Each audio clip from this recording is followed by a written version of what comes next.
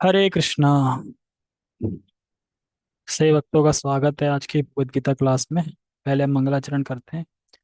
ओम अज्ञानतिमिरान्धस्य ज्ञानञ्जनशलाकया चक्षुरुन्मीलितं येन तस्मै श्रीगुरुवे नमः।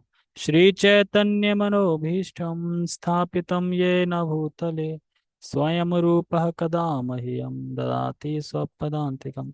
वन्देऽहं श्रीगुरो श्रीयुतापदकमलं श्रीगुरून् वैष्णवांश श्रीरूपं साग्रजातं सहगण रघुनाथान्वितं तं सजीवं साद्वैन्यदेवं श्रीराधा कृष्णपादान् सहगण ललिता श्रीविशाखान्विशांच।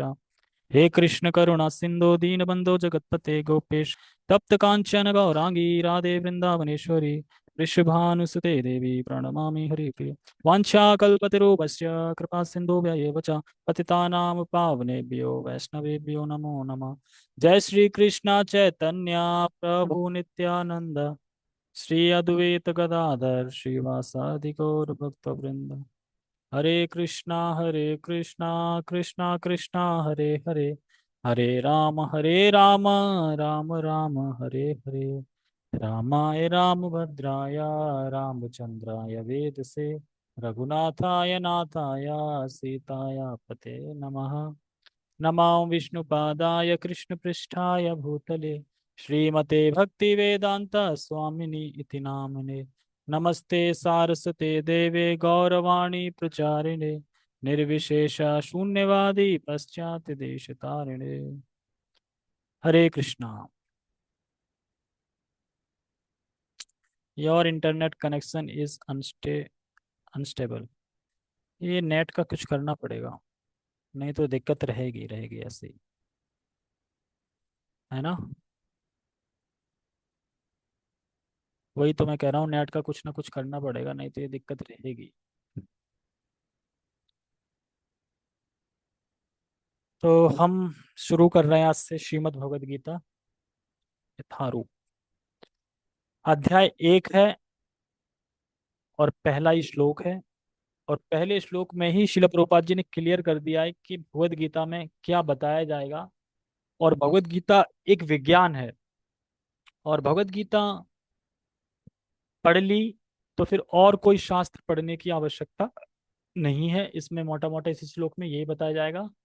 और धृतराष्ट्र के संशय के बारे में बताया जाएगा, और धृतराष्ट्र की यहाँ पे क्या चेतना है, क्या सोच रहा है वो, उसके बारे में भी थोड़ा बताया जाएगा।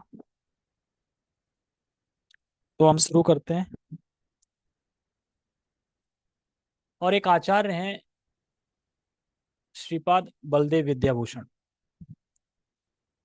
उनकी टीका के अनुसार उन्होंने डिवाइड किए हैं भगवत गीता के 18 अध्यायों को। कैसे? हाँ, वो नेट की वजह से दिख रहा है। नेट नेट स्लो है, जैसे ही नेट सही हो जाएगा सही दिखने लगेगा। वो इंटरनेट मुझे पता है ना, स्लो है। ठीक है। तो पहले 6 अध्याय वो बताए गए हैं सनिष्ठ भक्त के लिए। सनिष्ठ भक्त कौन होता है? देखो, 3 प्रकार के भक्त होते हैं: सनिष्ठ भक्त, परिनिष्ठ भक्त और निरपेक्ष भक्त। तो एक अध्याय से लेके 6 अध्याय में जो बताया गया है वो बताया गया है सनिष्ठ भक्त के लिए। कर्म योग, ज्ञान योग, अष्टांग योग, ध्यान योग, है ना, गीता का सार, ये सब बताया गया है। और सनिष्ठ भक्त जो होता है वो वर्णाश्रम पे श्रद्धा रहती है और भक्ति भी करता है। यानी वर्णाश्रम पे श्रद्धा है और भक्ति भी करता है। उसके बाद 7 से लेके 12 अध्यायों में भक्ति का वर्णन हुआ है। प्योर भक्ति, भक्ति का वर्णन हुआ है। जो परिनिष्ठ भक्त हैं, जो वर्णाश्रम का पालन तो करते हैं, लेकिन वर्णाश्रम के पालन तो करते हैं परिनिष्ठ भक्त, लेकिन करते भक्ति है। मतलब श्रद्धा भक्ति में है, श्रद्धा भगवान में है, श्रद्धा कृष्ण में है, लेकिन वह वर्णाश्रम का पालन करते हैं दूसरों को एग्जाम्पल देने के लिए, एग्जाम्पल सेट करने के लिए। और आगे निरपेक्ष भक्त का वर्णन है। और शील प्रभुपाद जी तो अध्याय एक से ही भक्ति का वर्णन कर रहे हैं सीधा। कर्मयोग भी क्या है? भक्ति योग। ज्ञान योग भी क्या है? भक्ति योग। ध्यान योग भी क्या है? भक्ति योग। सब में भक्ति भक्ति डाल दी, कृष्ण भावनावित सब में डाल दिया है, सब में भक्ति बता दी है। तो एक ये है। ठीक है। और भगवत गीता के 5 विषय हैं जिनमें पूरे भगवत गीता पे चर्चा हुई है। 5 विषय क्या हैं? भगवान, जीव, है, कर्म, प्रकृति और काल। और 5 हो गए ना?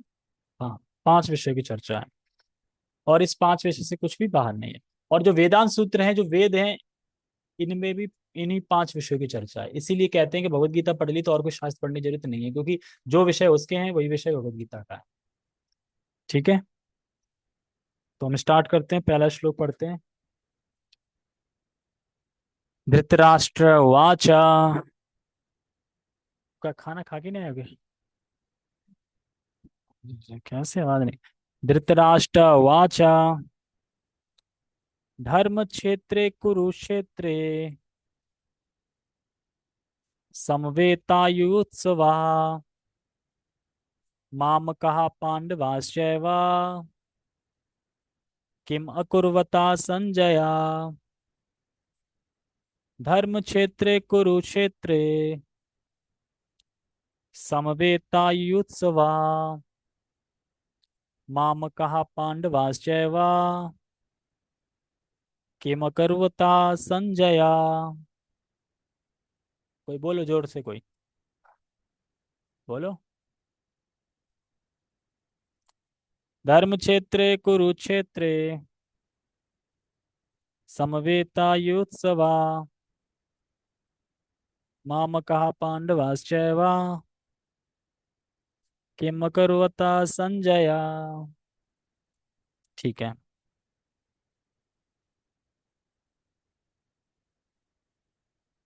तो हम एक बार इसका अनुवाद पढ़ते हैं पहले।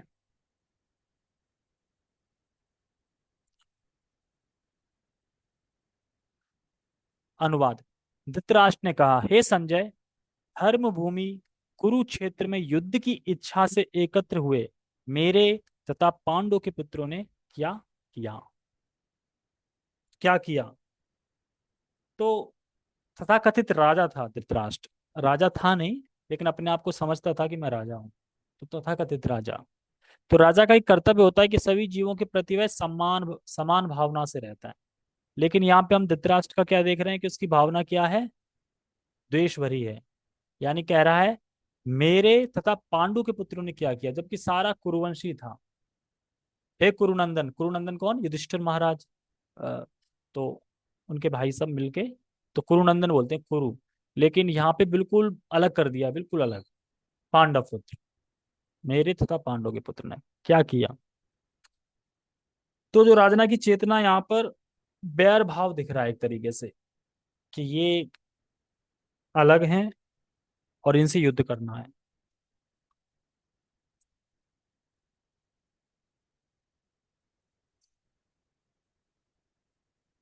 शब्दार्थ पढ़ लेते हैं। शब्दार्थ। धृतराष्ट्रवाच, यानी धृतराष्ट्र, राजा धृतराष्ट्र ने कहा, धर्म क्षेत्र यानी धर्म भूमि, तीर्थ स्थल में, कुरुक्षेत्र यानी कुरुक्षेत्र नामक स्थान में, समवेता एकत्र, युत्सवा युद्ध करने की इच्छा से, माम कहा मेरे पक्ष यानी पुत्रों, पांडवा यानी पांडवों के पुत्रों ने, च तथा, एव निश्चय ही, किम यानी क्या, अकुर्वता किया, क्या किया, संजय हे संजय। यानी धृतराष्ट्र ने कहा, हे संजय, धर्म क्षेत्र कुरुक्षेत्र में युद्ध के लिए एकत्रित दुर्योधन आदि मेरे पुत्रों, चा और युधिष्ठिर आदि पांडु पुत्रों ने निश्चय ही क्या किया, वो मुझे बताइए। तो हम शिला प्रपात के तात्पर्य पे चलेंगे।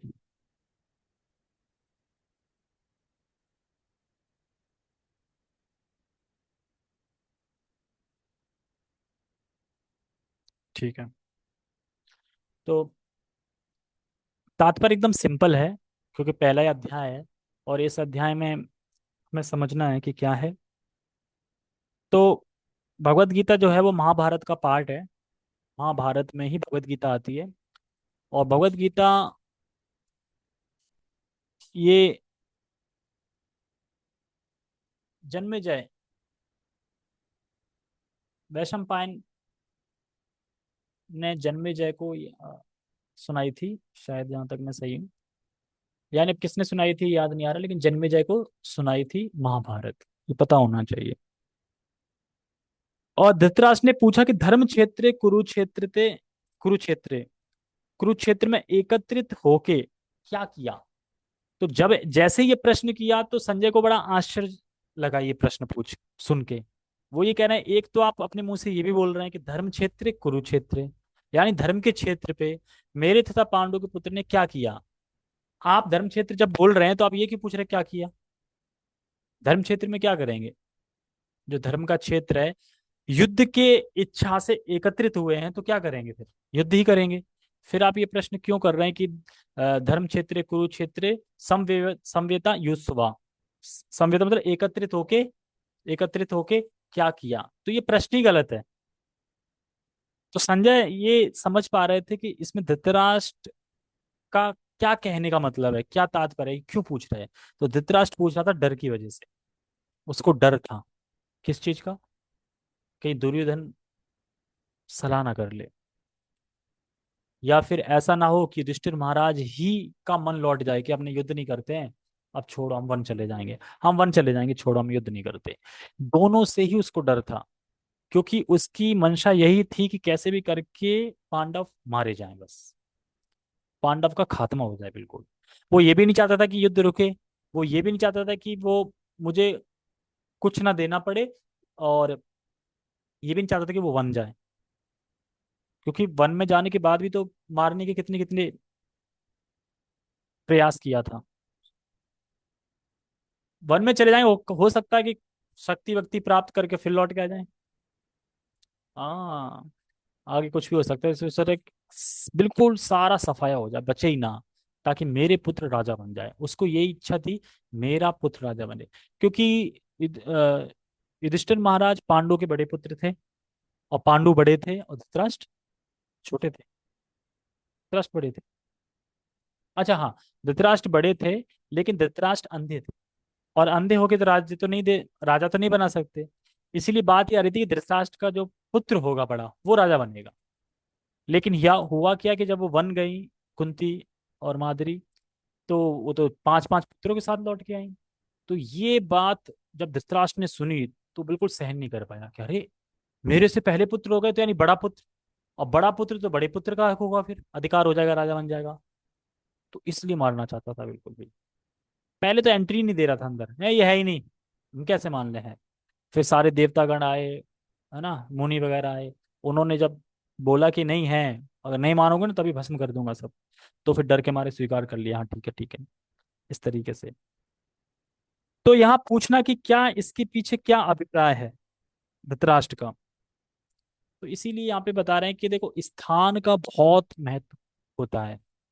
धर्म क्षेत्र, धर्म क्षेत्र, क्षेत्र का मतलब क्या होता है, खेत, खेत, और धर्म मतलब धर्म का खेत, यानी धर्म की खेती। अब धर्म की खेती करेंगे तो वहां पे क्या रहेगा, धर्म ही उगेगा ना, धर्म उगेगा। और अधर्म होता है उसको हम क्या करते हैं, उखाड़ के फेंक देते हैं। जो खरपतवार होती है वो हम गेहूं से उखाड़ के फेंक देते हैं, और गेहूं गेहूं को बचा लेते हैं। उसी प्रकार से वो सोच रहा था कि वहां तो धर्म की जीत होगी, और वहां पे धर्म का प्रभाव है, तो ऐसा ना हो कि मन बदल जाए। ऐसा ना हो कि दुर्योधन मेरा पुत्र, जो मेरा प्रिय पुत्र है दुर्योधन, वो जाके बोले कि अरे युधिष्ठिर महाराज अब क्या करेंगे लड़के, अरे आप 5 के आप 10 गांव ले लो, चलो छोड़ो, खत्म करो। ऐसा हो सकता है प्रभाव से। तो स्थान का प्रभाव इतना होता है, एक उसमें बताते हैं कि गरुण थे, गरुण, और गरुण जी क्या करते हैं, शिव जी के गले में सांप सांप होता है, तो सांप बार बार फुसकार मार रहा था, चढ़ा रहा था किसको, गरुण को, देखो।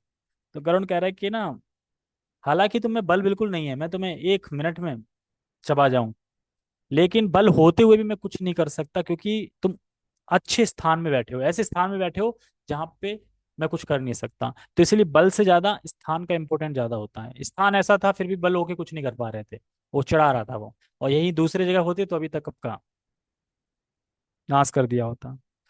तो धृतराष्ट्र सोच रहे थे कि यह स्थान धर्म की वृद्धि के लिए, यानी इस स्थान में जो भी आता है उसमें धर्म की वृद्धि होती है, धर्म बढ़ता है उसके अंदर। तो ऐसा ना हो कि मेरे दुर्योधन बेटे या उनके अंदर बढ़ जाए, वो तो धर्म वैसे ही है, धर्म में और ज्यादा बढ़ जाए कि वो ये सोचे नहीं लड़ना ही नहीं है, अब आप ही सब रखो, मुझे लड़ना ही नहीं। कितना डर था, कितना सोच रहा था। और क्योंकि संजय किसके शिष्य थे, पराशर मुनि की व्यास मुनि, व्यास देव के। तो व्यास देव कितने शक्तिशाली हैं, तो और ऋषि हैं, और तो उनके उनका शिष्य है, तो झूठ नहीं बोलेंगे, इसलिए कह रहा सत्य बताओ क्या हुआ वहां पे, यानी जो बताएंगे वो सत्य बताएंगे, इसलिए पूछ रहा था। तो अन्य टीकाकारों ने इसमें बताया कुरुक्षेत्र के बारे में कि कुरुक्षेत्र नाम कैसे पड़ा, कैसे वो बता सकता है, कुरुक्षेत्र नाम कैसे पड़ा।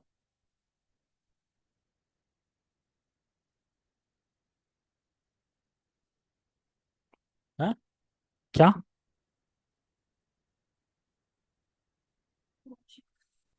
कुरु नाम के एक राजा थे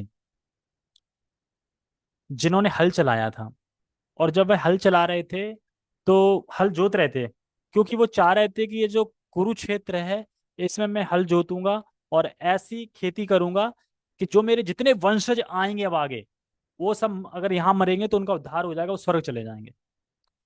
तो जैसे ही ये पता चला स्वर्ग चले जाएंगे, तो स्वर्ग सुन के ही कान खड़े हो गए, किसके, इंद्र के।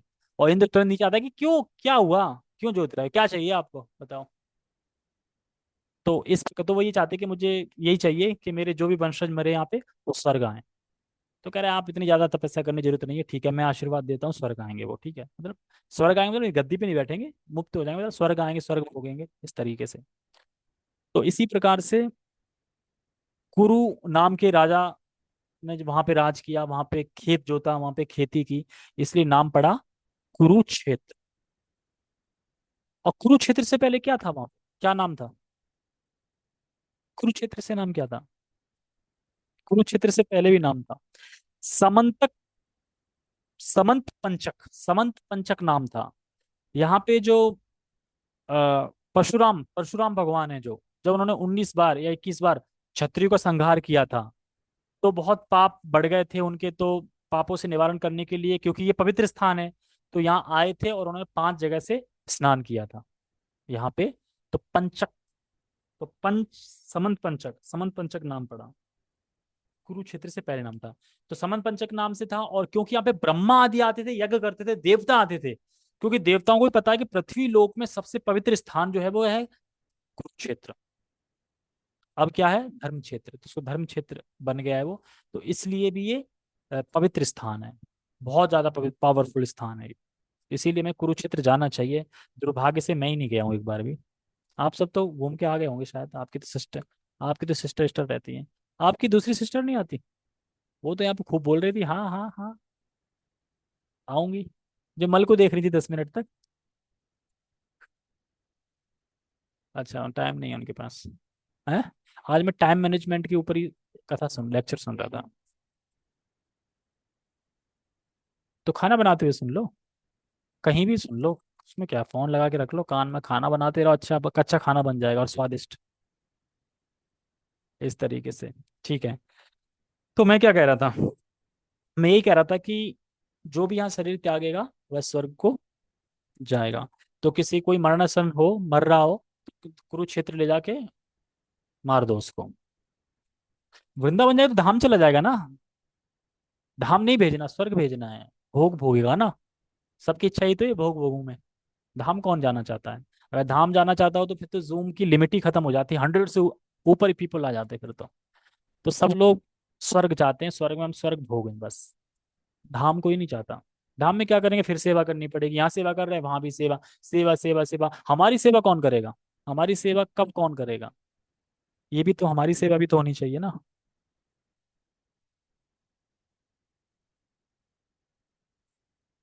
और साक्षात धर्मराज युधिष्ठिर, देखो, जो धृतराष्ट्र था उसके मन में एक बात और आ रही थी कि धर्म क्षेत्र कुरुक्षेत्र, उधर धर्मराज है, वो कौन, युधिष्ठिर। अब धर्मराज तो ऑलरेडी है वो, तो उसका पल्ला तो वैसे ही भारी है। तो ऐसा ना हो कि अब वो सोचे कि क्या लड़ना है, सबसे बड़ा है, बड़े हैं युधिष्ठिर महाराज, वो अगर मना कर देंगे तो फिर कौन बोलेगा लड़े, युद्ध करेगा नहीं करेगा, क्योंकि धृतराष्ट्र ही चाहता था युद्ध हो, और युद्ध में पांडव मारे जाएं, तभी उसे तसल्ली मिलेगी, नहीं तो तसल्ली नहीं मिलेगी। ठीक है, हम तात्पर्य पढ़ते हैं। तो ये ध्यान से सुनना, तात्पर्य बहुत अच्छा है। भगवत गीता एक बहुपठित आस्तिक विज्ञान है, जो गीता महात्म्य में सार रूप में दिया हुआ है। आस्तिक मतलब क्या होता है? आस्तिक विज्ञान क्या मतलब है? आस्तिक और नास्तिक समझते हैं ना? नास्तिक कौन होता है? जो भगवान पे को नहीं मानता। आस्तिक कौन होता है? जो भगवान को मानता है एक तरीके से। तो आस्तिक मतलब जिसका वेद पे, भगवान पे विश्वास है, उसे बोलते हैं आस्तिक। जरूर नहीं कि आस्तिक है तो वो पूजा पाठ करेगा, ये सब करेगा, नहीं। लेकिन उसका विश्वास है कि हाँ, भगवान पे, वेदों पे जो लिखा है वो सही लिखा है, भगवान है, हाँ बिल्कुल है, ये सब पे विश्वास रहता है, यानी उसको बोलते हैं आस्तिक। और नास्तिक वो है जिसका जो कहता है भगवान है ही नहीं, भगवान है ही नहीं। अगर केवल ये समझ पाता है कि नहीं ये सही नहीं है या नहीं है, इससे कोई मतलब नहीं है। लेकिन वो बस इतना मानता है कि हाँ, वेद और भगवान सही है।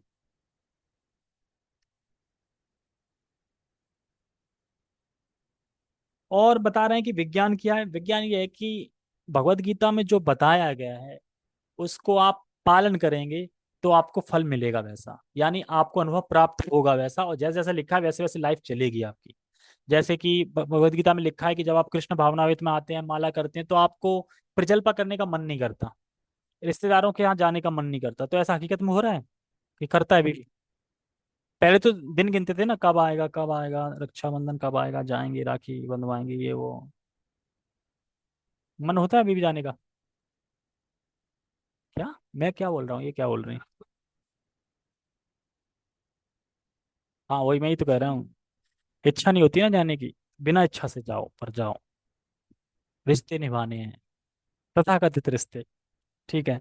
तो कहने मतलब ये है कि इसके अकॉर्डिंगली हम करेंगे तो अनुभव होगा और वैसा होगा। तो यानी विज्ञान है, ऐसा नहीं है कि झूठ लिख दिया गया है, ऐसे लिख दिया गया है।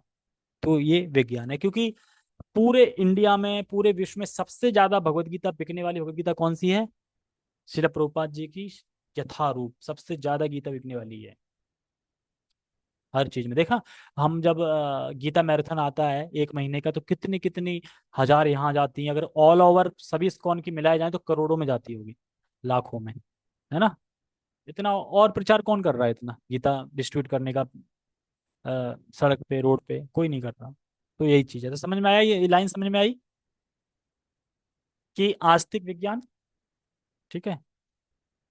इसमें यह उल्लेख है कि मनुष्य को चाहिए कि वह श्री कृष्ण के भक्त की सहायता से समीक्षण करते हुए भगवत गीता का अध्ययन करे, और स्वार्थ स्वार्थ प्रेरित व्याख्याओं के बिना उसे समझने का प्रयास करे। इसको समझो, क्या सीखा? एक तो बता रहे हैं भक्तों के संग में, जिनको भगवान पे विश्वास है, जो भगवान को मानते हैं, जो भक्ति में आगे बढ़ना चाहते हैं, उनके संग में रह के भगवत गीता सीखनी चाहिए। जो भगवान के भक्त हैं और जो भक्ति में आगे बढ़ना चाहते हैं, और जिनको भगवान पे विश्वास है, ये सब चीजें हैं, उनके संग में भगवान की भक्ति करनी चाहिए, पढ़ना चाहिए।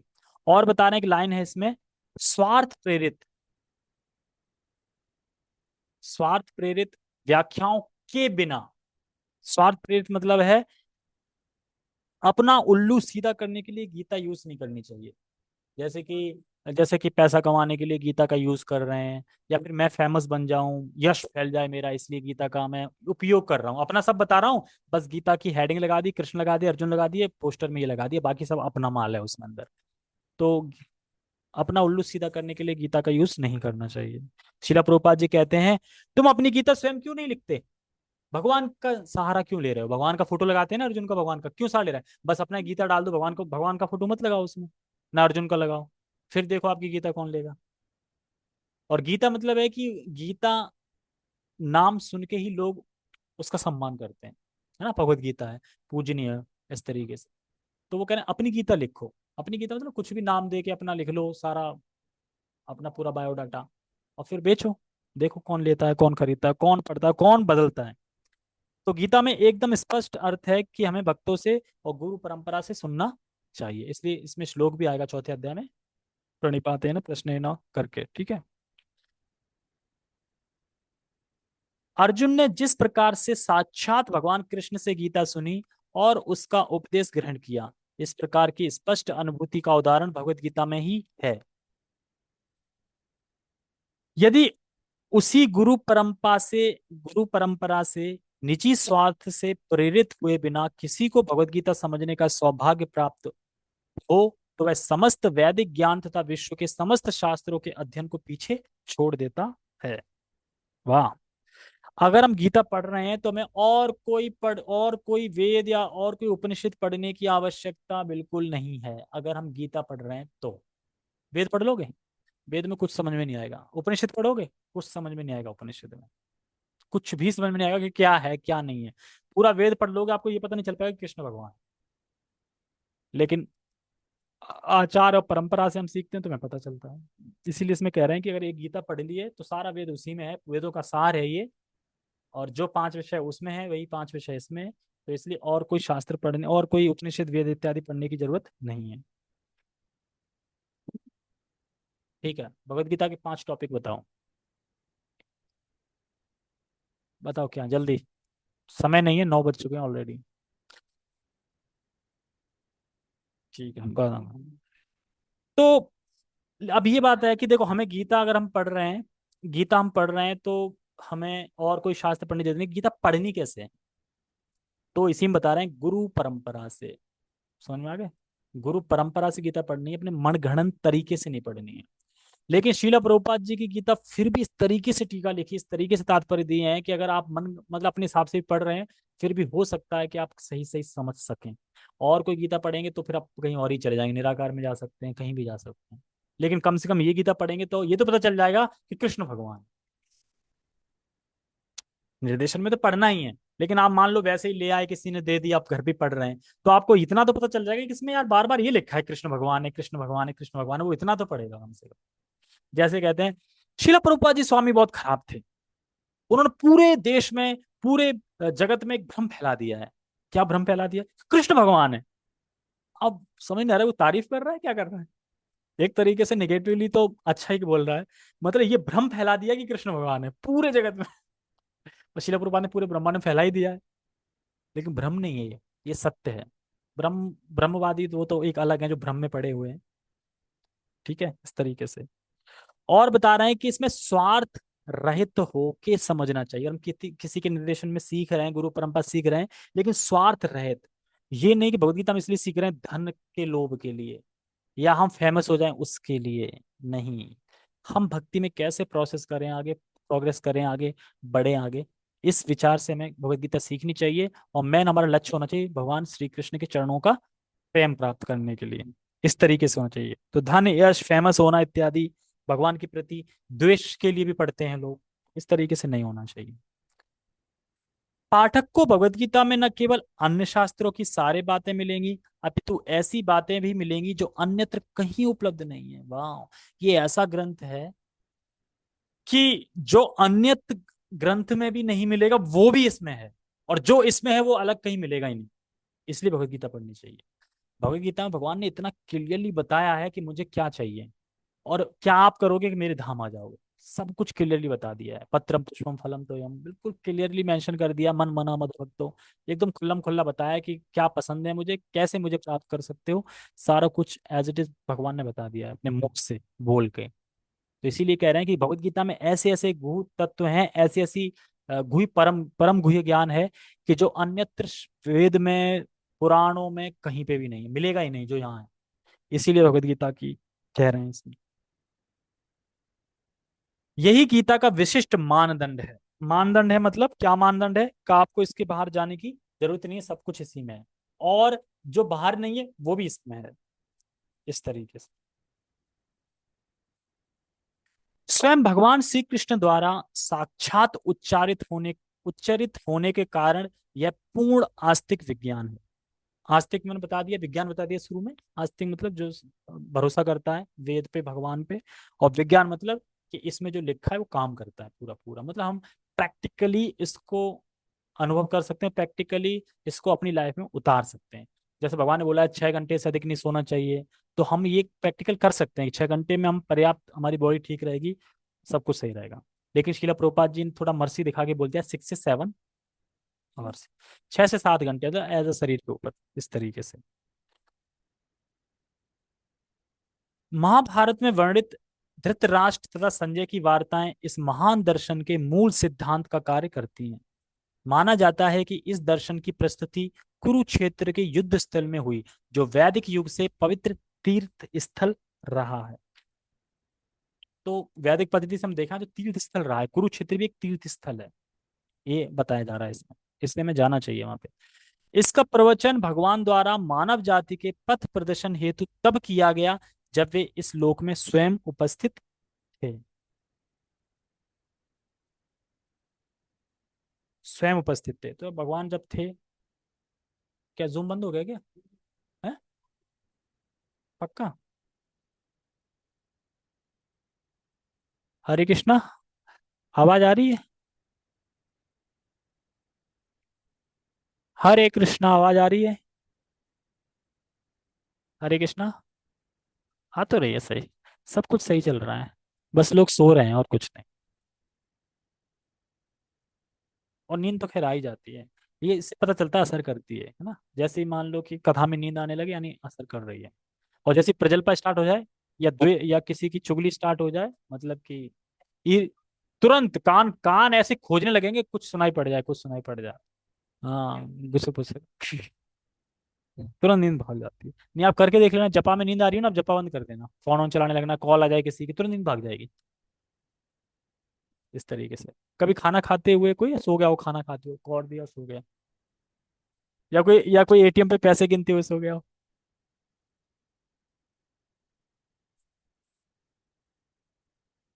हम्म। कौन सो रहा है? हाँ, ये तो सोंगे खैर। आगे आए देखते हैं।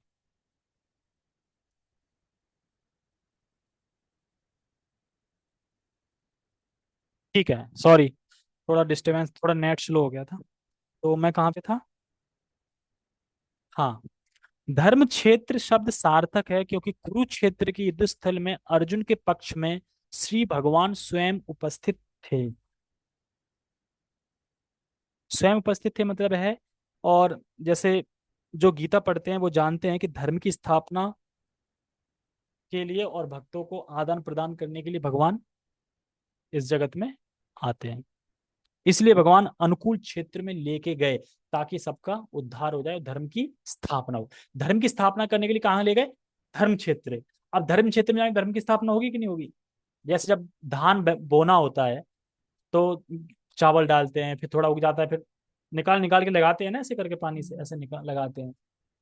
तो उस तरीके से सबको, जो धर्म वाले हैं उनको तो सही स्थापित कर देंगे, और जो मूल जो खरपतवार है उसको सबको हटा देंगे, तो यानी बाकी सब मारे जाएंगे।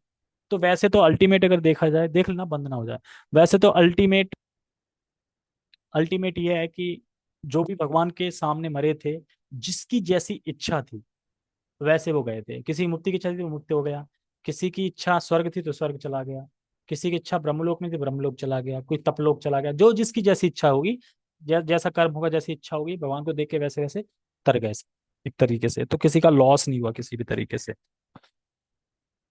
कौरवों का पिता कौरवों के पिता धृतराष्ट्र अपने पुत्रों की विजय की संभावना के विषय में अत्यधिक संदिग्ध था संदिग्ध था। अतः इसी संदेह के कारण उसने अपने सचिव से पूछा, उन्होंने क्या किया? तो वह राजा के रूप में निष्पक्ष होना चाहिए, वैसे धृतराष्ट्र को राजा के रूप में रोल कर रहा है तो निष्पक्ष होना चाहिए, ये नहीं पूछना चाहिए मेरे तथा कौरवों के पुत्रों ने क्या किया, मेरे तथा पांडवों के पुत्रों ने क्या किया। यानी वो सीधा सीधा संजय को ये बता रहा है कि अब आप सत्य सत्य बताओ क्या हो रहा है वहां पे। ऐसा तो नहीं युद्ध रुक गया हो, ऐसा तो नहीं कि वो दुर्योधन सही बन गया हो वहां पे, धर्म के क्षेत्र के संग में आके ना उसका संग लेके वो भी अच्छे गुण वाला हो गया हो, या फिर युधिष्ठिर महाराज ने मना कर दिया हो कि ऐसा तो नहीं, सत्य बताओ मुझे, जल्दी बताओ। तो ये उसकी मंशा थी, नहीं युद्ध होना चाहिए, वो खुद चाहता था कि युद्ध हो और मेरे सारे पुत्र मारे जाए, ऐसा सोच रहा था। नहीं, वो सोच रहा था पांडव मारे जाए। लेकिन जिसके बगल में भगवान होते हैं, जिसके संग भगवान होते हैं, वहाँ भगवान कहते हैं कि बिना शस्त्र के, और फिर भी कह रहे हैं लड़ो कायरों की तरह, क्या तुम वो अपना गांडीव धनुष डाल रहे हो नीचे। और कोई बोले अरे खुद तो लड़ नहीं रहे हो, खुद तो शस्त्र नहीं है, शस्त्र के लिए मना किया है, मुझसे लड़ो कायरों की तरह। तो भगवान ये बता रहे हैं कि मैं हूं, लड़ो, कुछ नहीं होगा। भगवान तो अपने जीवा से ही सब कुछ कर डाला। धृतराष्ट्र कहता है ये कृष्ण कृष्ण कृष्ण, मैंने तो सुना था कि ये मतलब कोई भी शस्त्र नहीं उठाएगा, लेकिन इसकी तो जुबानी सबसे ज्यादा शस्त्र है, सबसे बड़ी। जैसे ही कुछ होने वाला था तुरंत ही कुछ ना कुछ अपनी जुबान से बोल देता है, कुछ ना कुछ कर देता है। हाँ, फिर बाद में कह रहे थे इसकी तो जीवा ही ऐसी है। और शस्त्र उठा लेता तो जाने क्या होता। देखा जाए शस्त्र उठा लेते तो पता नहीं क्या होता, तो पता ही नहीं चलता, साफ एकदम तुरंत। वह आश्वस्त था कि उसके पुत्र तथा उसके छोटे भाई पांडु के पुत्र कुरुक्षेत्र की युद्ध भूमि में निर्णयात्मक संग्राम के लिए एकत्रित हुए हैं। फिर भी उसकी जिज्ञासा सार्थक है। वह नहीं चाहता था कि भाइयों में कोई समझौता हो, अतः वह युद्ध भूमि में अपने पुत्रों की नियति यानी भाग्य भावी के विषय में आश्वस्त होना चाह रहा था। चूंकि इस युद्ध को कुरुक्षेत्र में लड़ा जाना था, जिसका उल्लेख वेदों में स्वर्ग के निवासियों के लिए भी तीर्थ स्थल के रूप में हुआ है। तो यानी जो स्थान था ना, वो तीर्थ स्थल था, और देवताओं के लिए तीर्थ स्थल था, समझ में आ रहा है? इंसानों के लिए तीर्थ स्थल और देवताओं के लिए तीर्थ स्थल, कुछ अंतर समझ में आ रहा है कुछ? एक तो हो गया इंसानों के तीर्थ स्थल चलते हैं, लेकिन क्या हुआ है, लेकिन देवताओं का तीर्थ स्थल, देवतापन से कितने ऊंचे कैटेगरी पे हैं, उनका तीर्थ स्थल था ये कुरुक्षेत्र। हाँ, तो सोचो कि अपने लिए तो फिर क्या नहीं होगा। तो यानी बहुत हैवी इसीलिए ना। हाँ बिल्कुल जाना चाहिए, जाना चाहिए, एक बार तो घूम के आना चाहिए। बनाएंगे, गाड़ी तो है ही, खैर हम बना सकते हैं। हाँ, लेकिन ड्राइव मैं करके जाऊंगा, पहले से तय रहेगा। है, पीछे पीछे पैदल। तीर्थ स्थल के रूप में हुआ था। धृतराष्ट्र अत्यंत भयभीत था कि इस पवित्र स्थल का युद्ध के परिणाम पर न जाने कैसा प्रभाव पड़े, क्योंकि जो देवताओं का तीर्थ स्थल है वो तो स्थान जाने कैसा होगा, वहां कोई जाएगा बदल जाएगा तुरंत, तो क्या परिणाम होगा, क्या होगा। तो बहुत संदिग्ध था, मतलब कि बहुत चिंतित था जानने को क्या हुआ। संजय बताओ, कहता ना संजय बताओ और बताओ। और जैसे संजय कहते, भीष्म पितामह ने एक तीर मारकर घायल कर दिया युधिष्ठिर महाराज को। ओ संजय बताओ और बताओ और बताओ, संजय बड़ा खुश हो जाता था। और जैसे ही बोलता था कि अश्वत्थामा मारा गया, अश्वत्थामा मारा गया, नहीं अश्वत्थामा नहीं, सॉरी, वो क्या नाम, उनके पिता का नाम क्या था, अश्वत्थामा के पिता का नाम क्या था? हम्म, द्रोण। द्रोण, द्रोण मारे गए, मारे गए द्रोण। ओहो, तो एकदम दुखी हो जाता था, इस तरीके से था। उसे भली भांति ज्ञात था कि इसका प्रभाव अर्जुन तथा पांडु के अन्य पुत्रों पर अत्यंत अनुकूल पड़ेगा। अनुकूल समझते हैं, क्योंकि अनुकूल जैसे मैं कहूं कि अगर आपको पढ़ना है, रीडिंग हेयरिंग करनी है, अब एक कमरे में कपड़े बिखरे पड़े हैं, गंदगी पड़ी है, कूड़ा करकट है, वहां पढ़ लोगे बैठ के? लेकिन साफ सफाई एकदम बढ़िया से, एकदम लाइट जल रही है थोड़ी लैंप टाइप की, और बढ़िया से एकदम वेदर है, सब कुछ अच्छा अच्छा है, तो फिर पढ़ने का मन करेगा। तो ऐसे ही अनुकूल स्थान था वो। तो अनुकूल स्थान है तो वहां जाके बदल ना जाए, क्योंकि धर्म के अनुकूल है वो, प्रतिकूल तो है नहीं, अनुकूल है। और भगवान ने चुना ही ऐसा स्थान था धर्म के अनुकूल, से धर्म की स्थापना होगी होगी वहां पे। और भगवान आए इसलिए धर्म की संस्थापना करने के लिए, इसलिए पड़ेगा, क्योंकि स्वभाव से वे सभी पुण्यात्मा थे।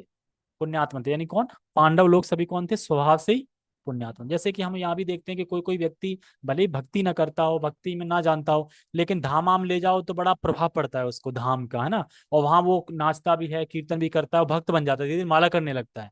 तो किसका प्रभाव पड़ा? ये धाम का प्रभाव पड़ा, स्थान का। इसीलिए कहते हैं कि बल से ज्यादा स्थान का महत्व है। बल कुछ नहीं कर पाएगा जहाँ स्थान अगर अच्छा होता, जैसे मैंने बताया ना सांप और गरुड़, वैसे ही। संजय श्री व्यास का शिष्य था, अतः उनकी कृपा से संजय धृतराष्ट्र के कक्ष में बैठे बैठे कुरुक्षेत्र के युद्ध स्थल का दर्शन कर सकता है। जैसे हम जूम पे सब देख रहे हैं ना, मैं आम बैठे हैं और वो वहां बैठे, फिर भी हम देख रहे हैं। तो जब तथाकथित यहाँ के मनुष्य टेक्निकल बना सकते हैं, तो सोचो व्यास नहीं देख सकते, उनके शिष्य नहीं देख सकते? बिल्कुल देख सकते हैं, वही है। इसलिए धृतराष्ट्र ने उससे युद्ध स्थल की स्थिति के विषय में पूछा। पांडव तथा धृतराष्ट्र के पुत्र दोनों ही एक वंश से संबंधित हैं, किंतु यहाँ पर धृतराष्ट्र के वाक्य से उसके मनोभाव प्रकट होते हैं, यानी उनका मनोभाव क्या है, चेतना उसकी यही है कि ये अलग है, हम अलग हैं। उसने जानबूझकर अपने पुत्रों को कुरु कहा और पांडु के पुत्रों को वंश के उत्तराधिकार से ही विलग कर दिया। क्या है श्लोक, क्या है, धर्म क्षेत्र कुरुक्षेत्र समवेता युत्सवा माम कहा पांडवाश्चैव किम कुरुत्वा संजय, विलग कर दिया। इस तरह पांडु के पुत्रों अर्थात अपने भतीजों के साथ धृतराष्ट्र की विशिष्ट मन स्थिति समझी जा सकती है। जिस प्रकार धान के खेत से अवांछित पौधों को उखाड़ दिया जाता है, उसी प्रकार इस कथा के आरंभ से ही ऐसी आशा की जाती है कि जहां धर्म के पिता श्री कृष्ण उपस्थित हों, वहां कुरुक्षेत्र रूपी खेत में दुर्योधन आदि धृतराष्ट्र के पुत्र रूपी अवांछित पौधों को समूल नष्ट करके युधिष्ठिर आदि नितांत धार्मिक पुरुषों की स्थापना की जाएगी। तो कहने मतलब यही है कि जो खरपतवाद है वो कौन है, अधर्मी कौन है, दुर्योधन पार्टी, और धर्म कौन है, युधिष्ठिर पार्टी। तो जो धर्म है वही बचेगा, यानी युधिष्ठिर पार्टी ही बचेगी और बाकी सबको उखाड़ दिया जाएगा। यहाँ धर्म क्षेत्र तथा कुरुक्षेत्र शब्दों की उनकी ऐतिहासिक तथा वैदिक महत्ता के अतिरिक्त यही सार्थकता है।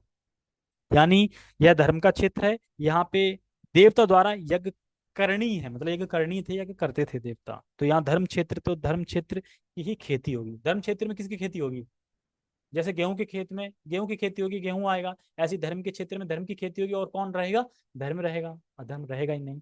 इसलिए बता रहा है। तो हमने क्या सीखा आज के श्लोक में, आज के श्लोक में हमने यही सीखा कि भगवत गीता पढ़ रहे हैं तो और कोई शास्त्र पढ़ने की आवश्यकता नहीं है। और जिस प्रकार से धर्म क्षेत्र में भगवान धर्म की संस्थापना करेंगे और धर्म का विनाश करेंगे, उसी प्रकार से हमारे अंदर जो अधर्म फैला हुआ है, मन मोह लोभ छह अहंकार है, तो वो भगवान उसका सफाया करके, मतलब हम जब इसको श्रवण करेंगे तो उसका सफाया करके धर्म की संस्थापना कर देंगे भगवान, इसी प्रकार से। ठीक है, तो आगे हम देखते हैं कल 1.2 में क्या होगा, संजय जी क्या बोलेंगे कि दुर्योधन किसके पास गए, द्रोण के पास जाएंगे, क्या बोलेंगे वो हम कल सुनेंगे। ठीक है, अब थोड़ा लेट होगा क्योंकि एक श्लोक है तो एक श्लोक तो पूरा करेंगे ही, है ना। किसी का कोई प्रश्न है, एक ही प्रश्न है कि सोए कैसे, सोने का बता दीजिए, सोने का कोई उपाय है तो बताओ। ठीक है, जगत गुरु शिला प्रभुपाद की जय, श्रीमद् भगवद गीता की जय, नित्य नित्य गौर प्रेमानंदे, हरि हरि बोल। और एक काम और करना है कि ये अभी अपलोड कर दी जाएगी, इसको एक बार और सुन लेना, बिल्कुल सही, फिर क्लियर समझ में आ जाएगा, क्योंकि ना हो सकता है इसमें चिपक चिपक गई होगी आवाज इसमें तो। ठीक है, हरे कृष्ण।